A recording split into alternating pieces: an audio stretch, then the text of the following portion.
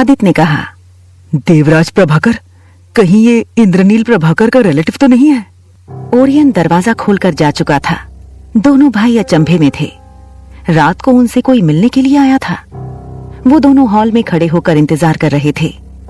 यतीश आर्यन नहीं सोए थे। लाइट्स ऑन देखकर वो लाइट्स ऑफ करने के लिए बाहर आए। दोनों भाइयों को देखकर वो उनके पास आकर बोले, क्या हुआ? तुम दोनों यहाँ क्या कर रहे हो? उनकी आवाज सुनकर दोनों ने उन्हें देखा। अश्वथ ने कहा, कोई मुझसे मिलने आए हैं। यतीश आर्यन ने कहा, तो कल का अपॉइंटमेंट ले लेते, घर में पर्सनली मिलने के लिए आ गए। आदित्य ने कहा, वही तो चाचू, मिलने आए हैं, वो भी रात को। रात को उल्लुओं का जागने का काम होता है, हमारा नहीं। अश्वथ ने कहा, मजाक का वक्त नहीं है। आदित्य ने कहा, मैं भी मजाक नहीं कर रहा हूँ भाई। इतनी रात को मिलने कौन आता है, वो भी देवराज प्रभाकर? सरनेम से ही पता चल रहा है कि ये इंद्रनील प्रभाकर का रिलेटिव है। जरूर आर्म्स के लिए ही आ रहे होंगे। यतीश आर्यन ने पूछा, आर्म्स के लिए? रिक्वेस्ट एक्सेप्ट नहीं की है? लेकिन ऐसा कभी तो नहीं हुआ कि कोई उसके लिए घर तक आ जाए। मुझे कुछ गलत होने की फीलिंग आ रही है। मैं भी यहीं पर रुकता हूँ। आदित्य ने अपने दिल की ओर इशारा करते हुए कहा, सेम फीलिंग मुझे भी आ रही है। दिल धक धक कर रहा है। भाई, आपके साथ भी ऐसा हो रहा है? अश्वथ ने हाँ में सिर हिला दिया। उसका दिल भी घबराया हुआ था। आदित्य ने कहा, हम तीनों के दिल के साथ यही हो रहा है। मतलब सच में गड़बड़ होने वाली है।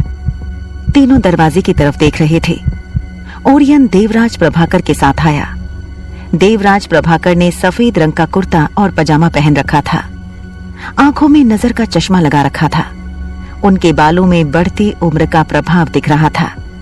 उनके बाल हल्के सफेद हो गए थे। आदित्य ने कहा, चाचू, ये आपकी तरह बालों में कलर नहीं करते हैं, इसलिए बुढ़ापा दिखाई दे रहा है। यतीश आर्यन ने कहा, मैं अपने बालों में कलर नहीं करता। आदित्य उन्हें देखने लगा। उसे यकीन नहीं हो रहा था। देवराज प्रभाकर उनके सामने आकर खड़े हो गए। वो अश्वथ को देखने लगे, जो उन्हें ही जांचती नजरों से देख रहा था। उन्होंने कहा, मेरा नाम सुनकर तो पता चल ही गया होगा। मैं इंद्रनील प्रभाकर का मामा हूँ, देवराज प्रभाकर। आदित्य ने पूछा, आप उसके मामा हो? हमें लग रहा था कि आप उसके डैडी हो। फिर आप दोनों का सरनेम एक ही क्यों है? अश्वथ ने उसे अपनी आंखों के कोनों से देखा। वो चुप हो गया। यतीश आर्यन ने कहा, अब सारे सवाल खड़े खड़े करने हैं। कोई आया है, उसे बैठने के लिए भी तो बोलो। अश्वथ सामने से हट गया और बोला, बैठकर बात करते हैं। देवराज प्रभाकर आगे बढ़ गए।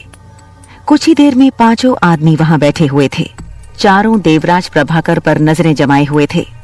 देवराज प्रभाकर ने कहा, मैं भी आप लोगों की तरह ही इंसान हूं, तो मुझे लगता है कि आप लोगों को मुझे ऐसे घूर कर अनकंफर्टेबल महसूस नहीं करवाना चाहिए।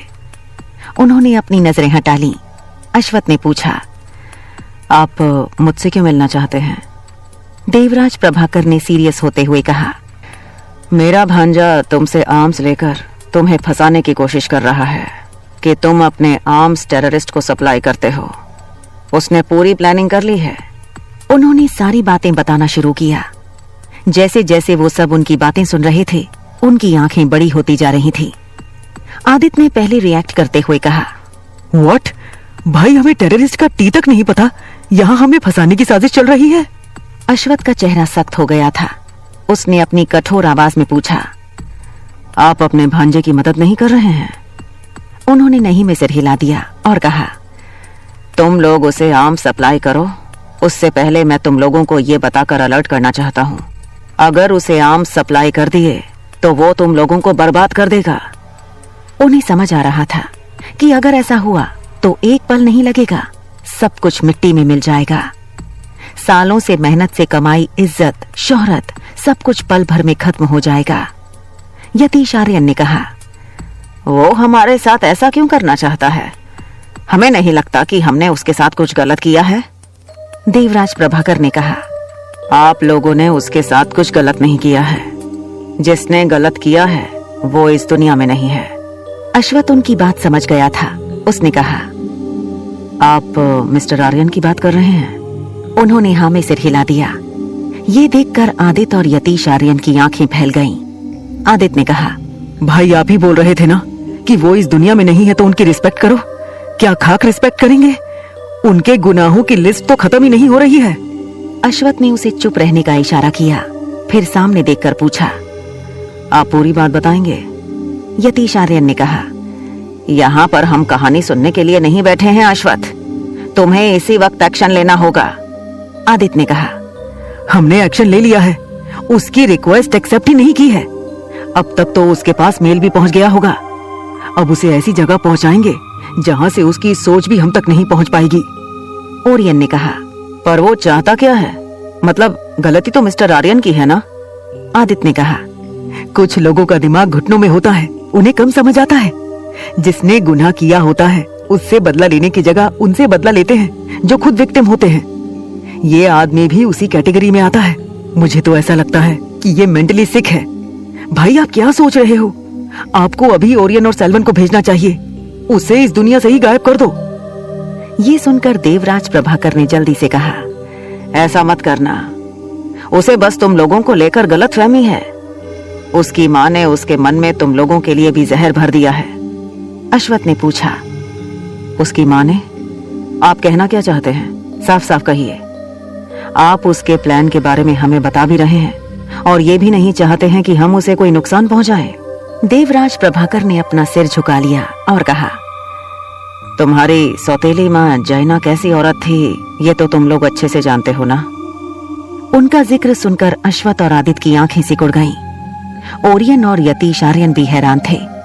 देवराज प्रभाकर ने कहा, सब कुछ उसकी वजह से हुआ है। उसकी साजिश का शिकार मिस्टर आर्यन और मेरी बहन हुई थी। तुम्हारे पिता को तो यही लगता था कि वो जैना के साथ थे, पर ऐसा नहीं था। उस औरत ने मेरी बहन का इस्तेमाल किया था अपने पाप को नाम देने के लिए। वो औरत इस हद तक गिर गई थी।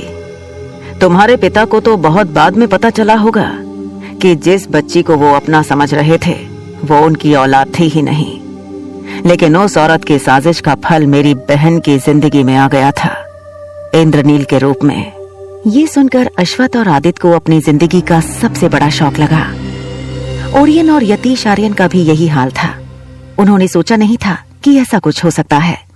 आदित्य ने कहा, नहीं, ऐसा नहीं हो सकता, आप मजाक कर रहे हैं ना? उसने अश्वथ को देखा और कहा, भाई माना कि वो आदमी बहुत घटिया थे, लेकिन वो ऐसा नहीं कर सकते थे ना। मतलब जानते बूझते हुए किसी की जिंदगी बर्बाद करना। उन्होंने उसे क्यों नहीं अपनाया? जब किसी और की औलाद को अपना नाम दिया, ये भी कर लेते। देवराज प्रभाकर ने कहा, मैंने शुरू में ही कहा कि उसे नहीं पता था। उसके हिसाब से तो जैना उसके साथ थी। अश्वथ अपने मन में उनकी बातों को कैलकुलेट कर रहा था। उसने कहा, मतलब इंद्रनील हमारा भाई है? यतीश आर्यन ने कहा, सौतेला भाई है। अश्वथ ने कहा, जैसा भी है भाई है। आदित्य ने कहा, हाँ, जो हमें बर्बाद करने की प्लानिंग कर रहा है सिर्फ इसलिए कि हम उस इंसान के बेटे हैं जिसका वो खुद भी बेटा है। अश्वथ ने देवराज प्रभाकर को देखा और कहा, आप क्या चाहते हैं? ये सब जानने के बाद मैं कैसा रिएक्ट करूंगा या फिर क्या करूंगा? देवराज प्रभाकर ने कहा, जैना ने हमारी जिंदगी बद से बदतर कर दी थी। मेरी बहन को लगता था कि इसमें तुम्हारे पिता का भी हाथ है। वो उसके पास गई थी, पर वहां क्या हुआ मुझे नहीं पता। उसके बाद वो उससे बदला चाहती थी। जैसे ही अश्वथ ने ये सुना तो उसके दिमाग में स्पार्क हुआ। उसकी आंखों के सामने पुरानी यादें चलने लगीं। जब वो अपनी माँ के लिए मिस्टर आर्यन के पास गया था, उसने उसी की तरह एक औरत को देखा था जिसने एक नवजात बच्चे को पकड़ रखा था जो तारुश आर्यन से मिलना चाहती थी। तो क्या वो औरत इंद्रनील की माँ थी जिसे उसके साथ ही गेट से बाहर निकाल दिया गया था? देवराज प्रभाकर ने आगे कहा, उसने इंद्रनील के मन में अपनी नफरत की चिंगारी छोड़ दी। वो शुरुआत से ही बस यही कोशिश कर रहा था कि उसके पास इतना पैसा हो कि वो तुम सबको बर्बाद कर सके, अपना बदला ले सके, क्योंकि उसे कोई नाम नहीं मिला। कहा जाए तो वो तारुश आर्यन की नाजायज औलाद बनकर रह गया, जिसकी ना कोई पहचान थी, ना ही उसके पीछे उसके बाप का नाम। ये सुनकर अश्वथ ने अपनी आंखें कसकर बंद कर लीं। उनकी बात सुनकर आदित्य, यतीश आर्यन और ओरियन भी चुप थे। देवराज प्रभाकर ने कहा, तुम लोगों के पास तो तुम्हारा परिवार भी था, तुम्हारे दादा तुम लोगों के साथ थे, तब भी तुम उस आदमी से इतनी नफरत करते हो। फिर मेरा भांजा कितना नफरत करता होगा तुम सोच भी नहीं सकते। मैं बस ये चाहता हूं कि तुम उसे समझाओ। हो सकता है कि अगर तुम उसे प्यार से समझाओगे तो वो समझ जाएगा। उसका इरादा तुम्हें बर्बाद करने का पक्का है। उसे यही लगता है कि तुम्हें बर्बाद करेगा तभी उसकी मां की आत्मा को शांति मिलेगी। पर मुझे पता है, जब उसका गुस्सा शांत होगा, उसकी नफरत शांत होगी, तब उसे समझ आएगा और उसे अपने किए पर पछतावा होगा। वो जैसा भी है, आखिर इसकी रगों में भी वही खून बह रहा है जो तुम लोगों की रगों में है। तुम्हारे पिता को तो आखिरी सांस तक ये बात नहीं पता थी, पर तुम लोगों को पता है। वो जो करना चाहता है वो गलत है। अगर वो नहीं समझता है तो मैं रास्ते में नहीं आऊंगा। तुम लोगों को उसके साथ जो करना है तुम लोग करने के लिए स्वतंत्र हो। तुम्हारे लिए तुम्हारा परिवार खुद से पहले आता है और अपने परिवार के लिए कुछ भी करना गलत नहीं है। लेकिन तुम सही गलत जानते हो। शायद उसके दिल में थोड़ी बहुत उम्मीद है। वो तुमसे मिलने से डरता है। शायद तुमसे मिलने के बाद उसका मन बदल जाए। फिर वो खड़े हो गए और बोले, मैं यही बताने आया था, अगर तुम लोगों को यकीन नहीं है कि वो तुम्हारे ही पिता का खून है तो तुम लोग उसका डीएनए टेस्ट करवा सकते हो। वो वहां से चले गए। यतीश आर्यन ने अपना सिर पकड़ लिया था। ओरियन उनके कुछ कहने का इंतजार कर रहा था। ये कोई छोटी मोटी बात नहीं थी। इंद्रनील ने प्लानिंग कर ली थी। आदित्य और अश्वत्थ शौक में थे। जिंदगी में अश्वत्थ को पहली बार लग रहा था कि उसका दिमाग काम नहीं कर रहा है।